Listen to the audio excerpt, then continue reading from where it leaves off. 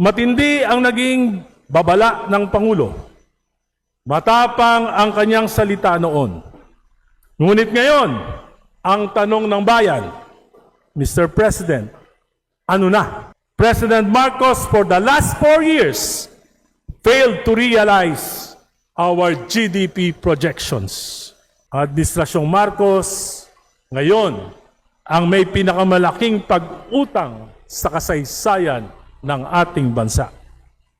9% taon-taon ang average na pag-akyat ng utang at kalahati lang lamang ang pag-angat ng gross domestic product. Tunay na masasadlak tayo sa kahirapan. Thank you, Madam Speaker. Thank you, Majority Leader. Honorable Speaker, dear colleagues, it has been almost a year since the 2025 SONA. Isang taon na ang lumipas, halos. Nang marinig natin ang mahiya naman kayo speech ni Pangulong Marcos. Isang talumpating lumika at nagmulat sa mga mamamayan sa pinakamalaking nakawan sa kasaysayan ng ating bayan. Mga multo at maanumalyang proyekto na pinondohan ng 19th Congress sa loob ng 3 taon.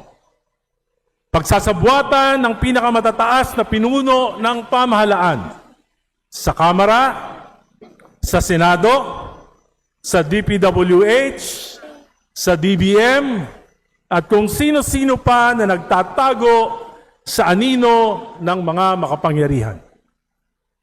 Matindi ang naging babala ng Pangulo. Matapang ang kanyang salita noon.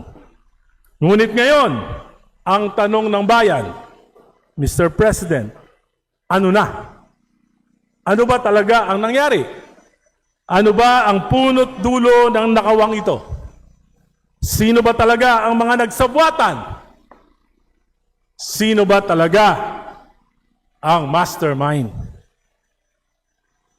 Sa darating na Hulyo, muli na namang haharap ang Pangulo sa bulwagang ito. Haharap sa sambayanang Pilipino para sa kanyang ikalawa sa huling SONA. At mahalaga na maipaalala sa kanya ang mga sinabi at ipinangako niya noon na hanggang ngayon ay matyagang hinihintay ng sambayanan, subalit nananatiling pangako lang. Ang nais ng bayan ay katotohanan, pananagutan. Ang nais marinig ng mamamayan ay sagot sa mga ibinunyag ng Pangulo noon. Subalit sa paligoy-ligoy ng mga salita ay tila ba hangin lamang dumaraan. Ang pagpuna ay mahalagang bahagi sa isang demokratikong pamahalaan. Hindi ito sagabal sa pamahalaan, kundi isang sandigan upang matiyak na ang bawat polisiya ay tama at higit na para sa nakakarami. At ang salapi ng bayan ay nagagamit sa pagpapaunlad nito. Kung mataliman ang aking mga pahayag, ay dahil lubha ng malalim ang sugat na dinaranas ng sambayanan. Hindi man maaring manahimik, magbulag-bulagan o bingihan, habang lugmok na sa kahirapan, korupsyon, at kawalan ng pananagutan. Kaya ngayong hapon, Mr. Speaker, Madam Speaker, I rise before you to reveal the true state of the nation, batay sa aking pananaw at sa mga pananaw ng maraming mamamayan, mga ordinaryong mamamayan na nakakausap ko sa araw-araw. Isang estadong kinasadlakan ng ating bayan, gawa ng kasakiman sa salapi at kapangyarihan. Naunawaan ko na ang Pangulo ay hindi naranasan gaano ang kahirapan. Kaya't narito ako para tulungan siyang maunawaan ito. Madam Speaker, after almost a year after the SONA speech of President Marcos Jr., here is the sad state of our country. Sa ekonomiya, 2025 gross domestic product, GDP, 4.4% from the projection of 5.7%. 2025 last quarter GDP, 3%. 2026 first quarter GDP, 2.8%. 2026 whole year GDP projection, 4.1%. President Marcos, for the last 4 years, failed to realize our GDP projections. Inflation now is at 7.2%. And according to the experts, this May, aabot na ng 8% ang inflation rate. Dollar now is almost at 62 pesos. Investor confidence index is negative 23%. Bagsak ang stock market. Umangat ang antas ng unemployment. Umangat ang kagutuman. Nalulugi ang maraming negosyo, lalo na ang construction at construction supplies.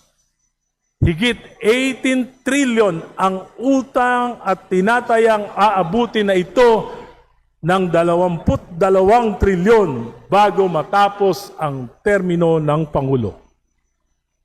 Ang Administrasyong Marcos ngayon ang may pinakamalaking pag-utang sa kasaysayan ng ating bansa. 9% taon-taon ang average na pag-akyat ng utang at kalahati lang lamang ang pag-angat ng gross domestic product. Tunay na masasadlak tayo sa kahirapan. From a rising economic tiger in 2016, during the time of President Aquino, now we are back to being the sick man of Asia. Naiwanan na tayo ng ating mga kalapit na bansa. This is due mainly to corruption and the failure of the Marcos administration to address it squarely. Our neighbors survived the Middle East geopolitical tensions, as shown by their GDP and inflation rate. Pilipinas lang ang tunay na naghirap. Pilipinas lang ang patuloy na maghihirap. Sa infrastruktura at government spending, instead of sound policy reforms, what the public works did was to resort to optics. Kunwari, mag-iimbestiga. Kunwari, mag-iinspeksyon ng mga proyekto. Tinanggalan ng pondo ang lahat ng flood control projects, maging ang mga higit na kailangan. Kaya sigurado ako na ang baha, pagkawala ng buhay at kabuhayan ngayong tagulan ay mangyayari sa buong bansa. Pinababa ang material cost ng mga proyekto ng napakababa at hindi makatotohanan. Kaya 5 buwan na, wala pa ring procurement. Bagsak ang public spending, lugi ang matitinong kontraktor, lugi ang mga supplier, walang trabaho ang maliliit na construction workers. Sa edukasyon hanggang ngayon, wala pa ni isang classroom ang naitatayo. 180,000 classrooms ang backlog ng ating pampublikong paaralan. Political issues, unity. Yan ang pangako ng Pangulo bilang susi sa pag-uunlad. Ano ang nangyari? Away sa Vice President, awayan sa Senado, damay ang hudikatura, nahati ang mga Pilipino. May dilawan, may pulahan, may DDS, may DDH, nag-iinsultuhan, nagmumurahan, parang ang mga grupo naging kulto ng pare-pareho.